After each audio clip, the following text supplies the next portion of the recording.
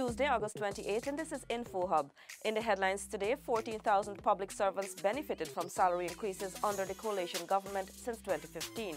The Guyana Power and Light Incorporated is intensifying efforts to restore normal electricity supply to the Essequibo Coast, and Madhya residents share their views on the new township status of their community. Thank you for joining us today. Here are the details of those stories and more. We begin by telling you that more than 14,000 public servants have benefited from salary increases under the coalition government since it took office 3 years ago. Through 3 consecutive national budgets, the APNU AFC coalition government has introduced measures that transformed the lives of the working class in Guyana. The administration has moved away from the policy of a 5% increase across the board.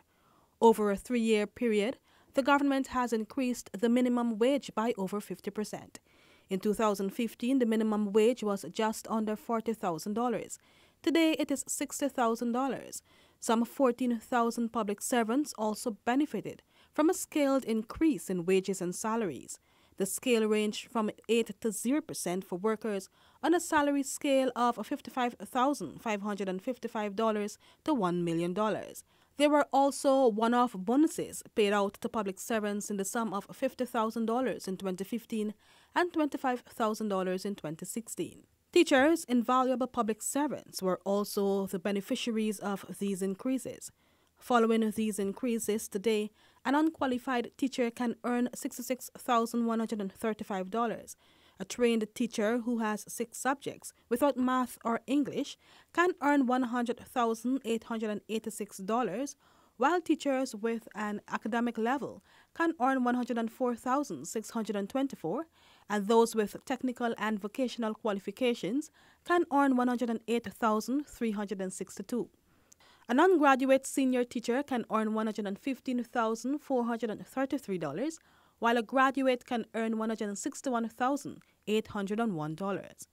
In the 2018 national budget, the government allocated 15.7% of its expenditure to the education sector, the largest budgetary allocation for the sector. Minister of Education Nicolette Henry applauded the teachers for their service. I want to implore upon the teachers that are here that we do value your service and we do appreciate the great work that you do every day. I've said that from the first day I came into office as Minister of Education, and I will continue to say that until the day that I'm not able to speak, because I believe that it's only through professionalism and good service and good ethics that you can achieve anything. That some included leadership training for senior teachers, the development of a handbook for primary teachers, and training of teachers in Region 8. These increases were coupled with an increase in the income tax threshold by a minimum 20% and the marginal income tax, which reduced to 28%. Coupled with these increases, the government also reduced VAT from 16 to 14% and increased the number and range of items that are exempted from VAT. VAT on education services were also removed. Minister of Finance Winston Jordan had explained that these measures increased spending power of public servants by putting more money back in their pockets.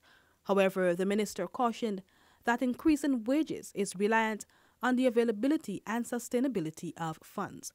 Reporting for InfoHub, Alexis Rodney. The Guyana Power and Light Incorporated, GPL, is intensifying efforts to address electricity issues on the Essequibo Coast. The Guyana Power Station has a total of 7 units installed. However, due to unforeseen mechanical and electrical issues, only 2 of those units are currently operating. Chief Executive Officer Albert Gordon said the 2 units are unable to satisfy the demand, and another unit is expected to be operational by September 29. The CEO said, and I quote, "That would improve the situation, but electricity distribution will still be rotated. While we're trying to get this unit up, both GPL and MacCorp are working to fix an additional 2 units to boost capacity. When we combine that with the existing units that we have operating, we will be able to satisfy the peak demand." End of quote. The power company is planning to add a 4th unit to the 3 new ones that will be commissioned later this year. Gordon said the 4th unit will serve as a backup and will eventually replace the aged units. He said, and I quote, "We do plan to install an additional 5 megawatts.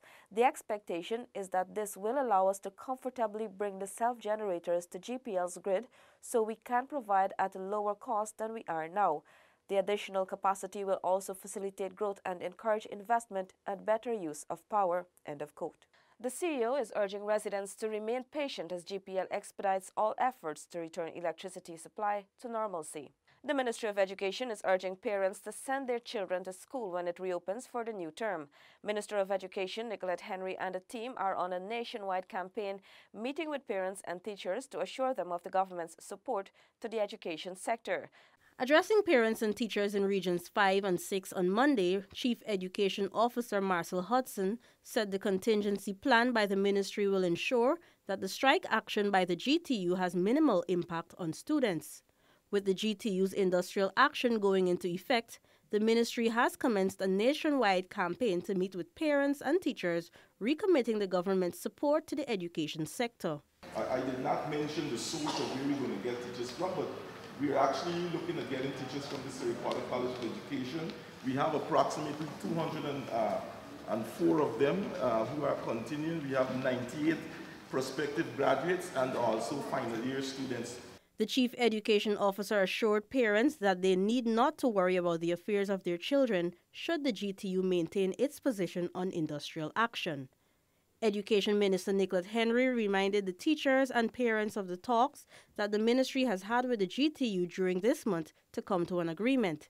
She noted that out of the 8 proposals put forward by the union, 7 of them were either partially or fully addressed.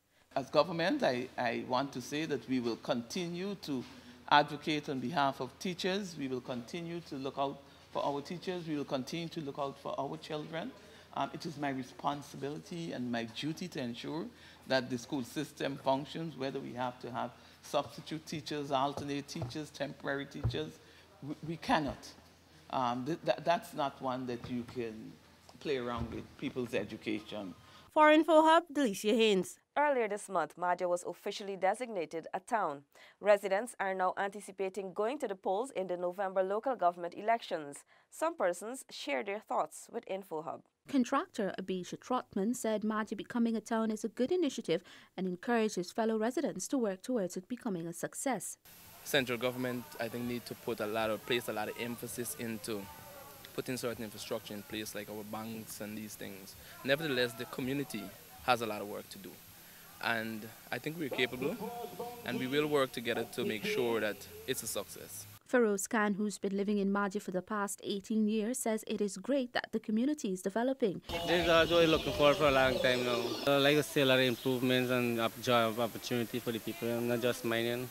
Cassandra Borrow said she is excited about the township and the opportunities it will provide for young people. I'm happy that our kids here, the young people here, will be exposed to different programs, the institute, because so far our residents here, they have some children who are they cannot afford to go to Georgetown to further their studies and so on. Local radio announcer Lisa Lee says it's a big step for Madhya that will see a lot of development. I was born here, I grew up here, I did all of my schooling here, and I see this as a big moving forward for the people and other surrounding areas.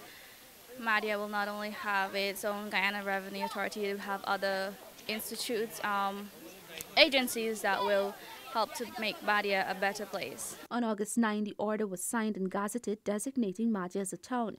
Madhya will be the capital town for Region 8, Pataro Siparuni. Residents will vote to establish the mayor and council at local government elections, which is slated for November 12 this year.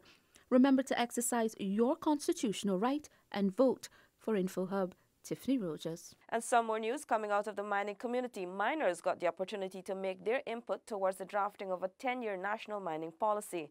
A consultation was held there at the weekend. Tiffany Rogers was there and has a report. A draft of the 10-year plan for the mineral sector is expected soon for stakeholder feedback, lead consultant Sherwood Lowe said. We have been meeting people, we have been researching, reviewing reports. We're going to put up a report, draft reports, and then we're going to send that report around again so that people now can see exactly what they can comment on. On Saturday, Lowe consulted miners and residents from Madhya Region 8 for their input into the document. Nigel Trotman, the public relations officer for the Madhya Mining Syndicate, said he welcomed the consultation. I'm here for the authorities start that we must move mining to the next level in the 21st century. A number of persons shared their experiences of alleged corrupt practices by mines officers in addressing land issues. Kendrick Roberts, a miner, told Lowe he is not blaming the government but would like it to resolve these land issues. Lowe's team will be producing a natural mineral sector policy framework and a national mineral sector action plan, with the action plan identifying the work activities for the implementation of the policy framework for the period 2019 to 2029. These documents will have to be framed within the Green State Development Strategy. For InfoHub, Tiffany Rogers. The gas well at 6th Street Diamond is now capped. According to the Acting Director General of the Civil Defense Commission, Lieutenant Colonel Kester Craig, this was done with the help from several agencies.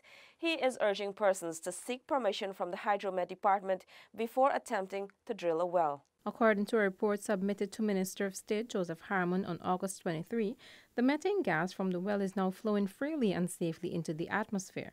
The report outlined a number of follow-up actions to be taken by various agencies which are critical to managing the natural environment and to deter future illegal practices of a similar nature. Director General of the Civil Defense Commission, Lieutenant Colonel Kester Craig. But what's obvious is that the entire diamond area and probably other areas is on a basin that of gas, I would want to say, and people should be cautious of what they're doing, especially drilling of wells.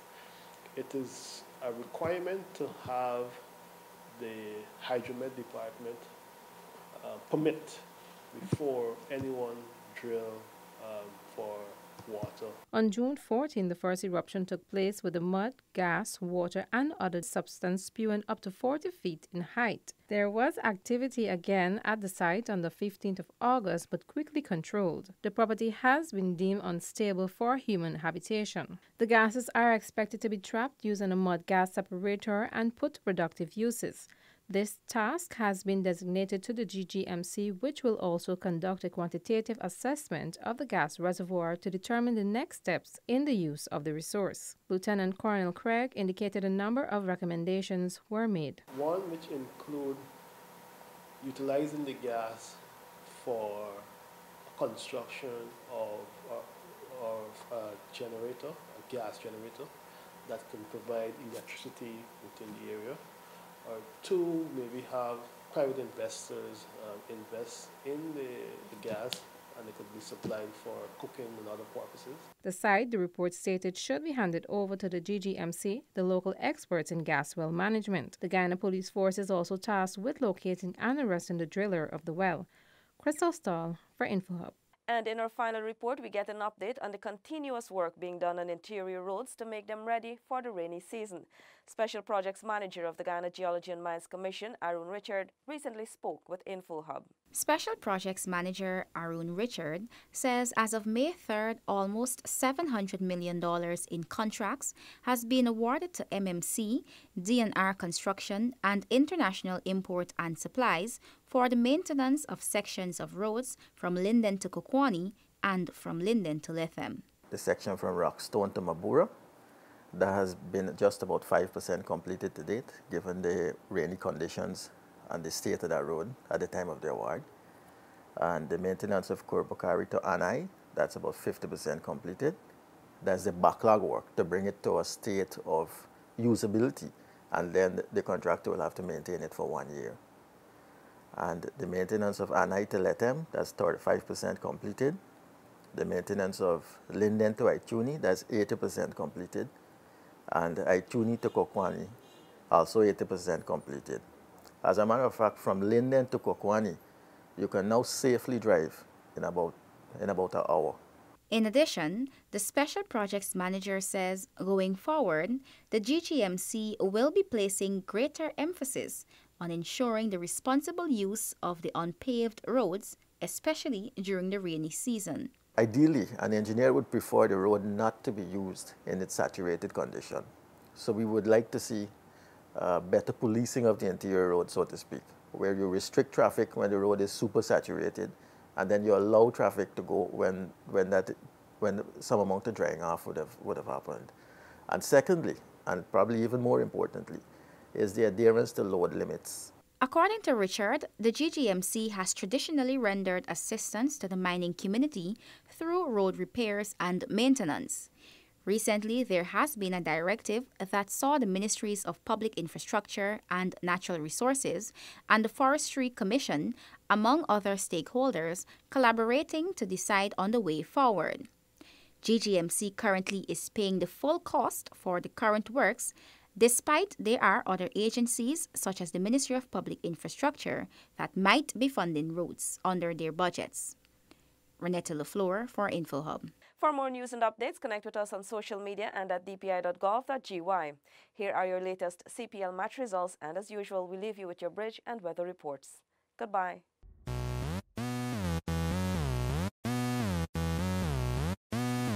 Yep.